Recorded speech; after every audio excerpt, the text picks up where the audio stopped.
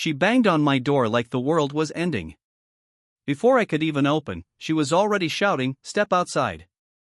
You're under arrest." Two men in uniforms stood behind her, but their badges looked cheap, like they came from a costume store. My neighbors peeked out through their blinds, whispering. I froze for a second, not because I was scared, but because I couldn't believe the nerve. This was my land. My home. And she, just a neighbor with too much perfume and too much power in her head, was acting like a queen. She shoved a paper in my face, bold red letters on top, HOA Notice of Eviction.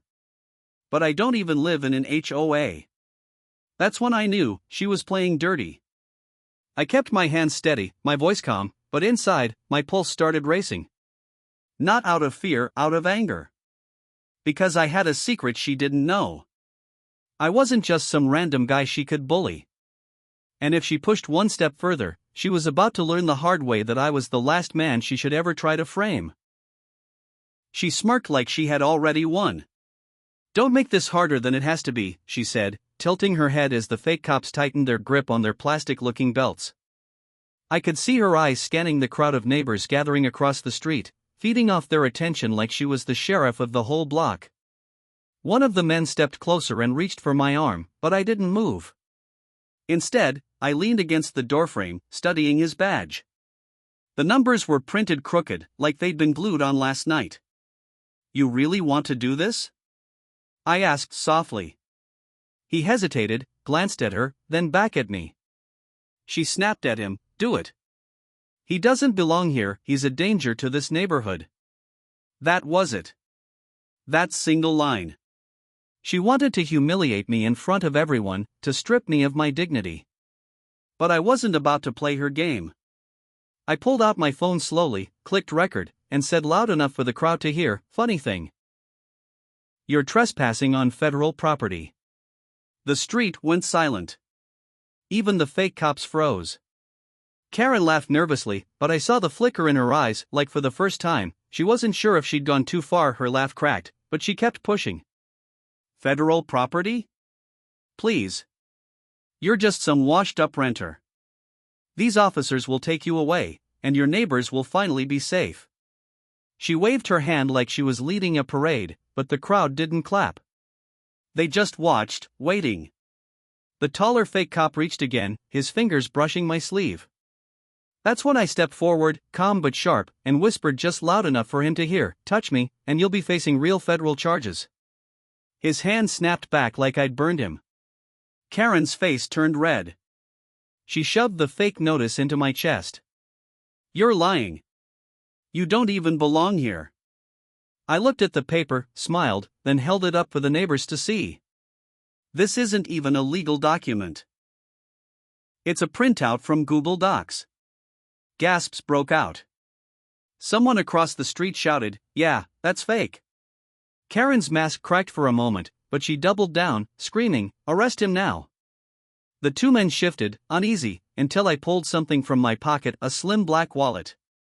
I flipped it open just enough for the golden letters to glint in the sun. "FBI," I said quietly, but the whole street heard it. You could feel the air change instantly. The fake cops froze like statues. Karen's mouth dropped, but no words came out. The silence cut sharper than any scream. Karen blinked fast, her hands twitching as if she wanted to snatch that badge and prove it was fake, but she couldn't move.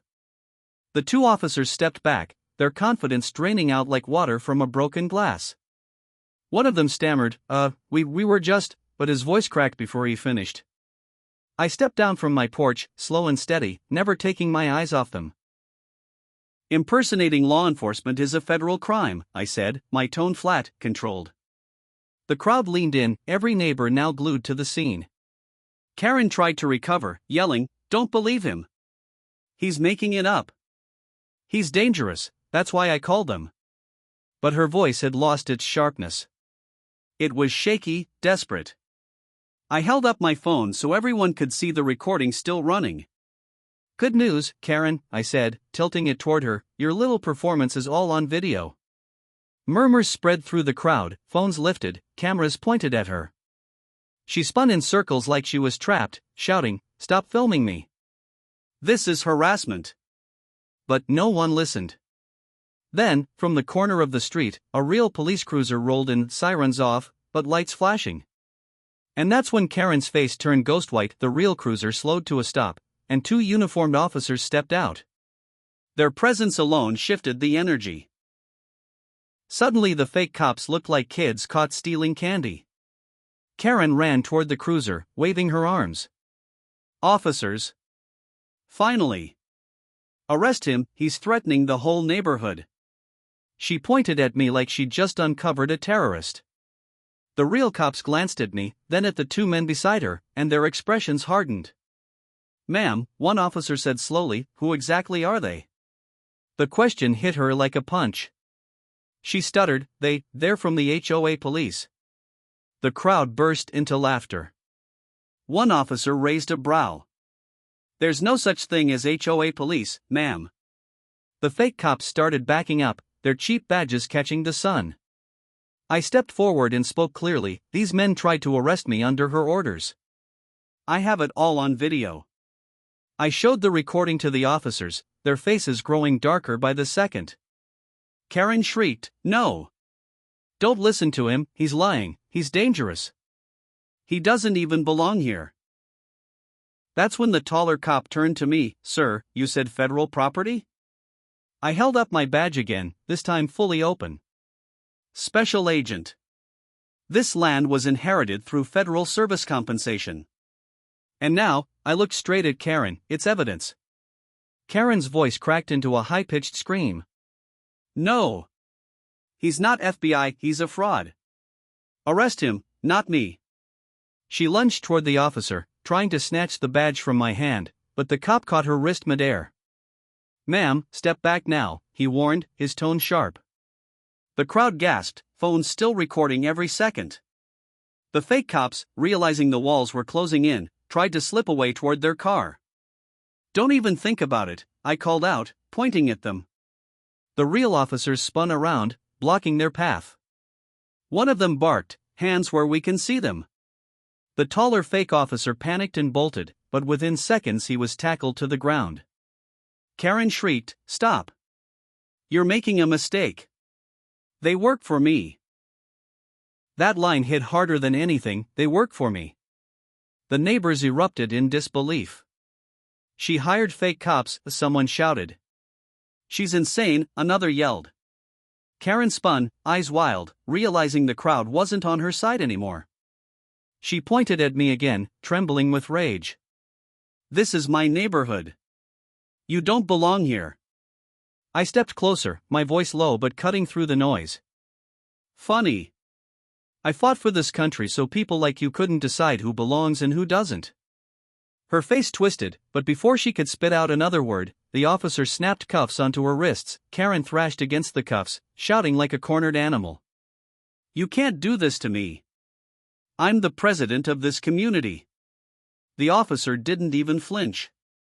"You're under arrest for filing false reports, harassment, and conspiracy with impersonators." The neighbors cheered, an explosion of claps, whistles, and phones capturing every second.